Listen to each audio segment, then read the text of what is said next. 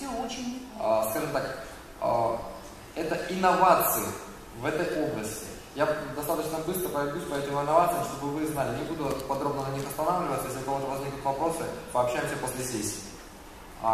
Все мы работаем с медициной качества жизни. Мы все с вами относимся к врачам качества жизни. И качество сексуальной жизни – неотъемлемая его часть. Если у женщины нет качества сексуальной жизни, то в моем понимании она не выполняет большинство возложенных на нее функций в обществе.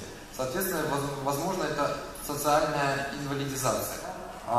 Есть уже две сформированные классификации – Эль-Хатиба и, соответственно, Питтсбургская классификация деформации лобка.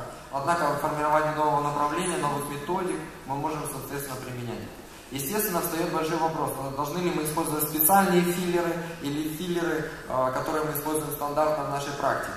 Возможно, кто-то из вас останется работать на тех линейках, на которых работал раньше.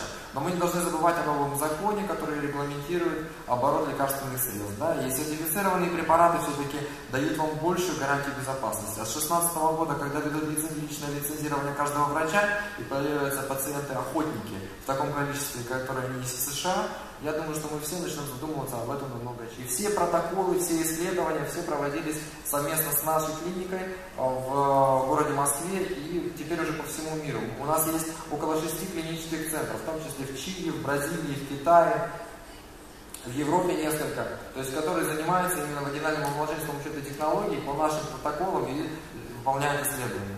Да, вот определенная сводная таблица из тех лазерных систем, которые сейчас есть.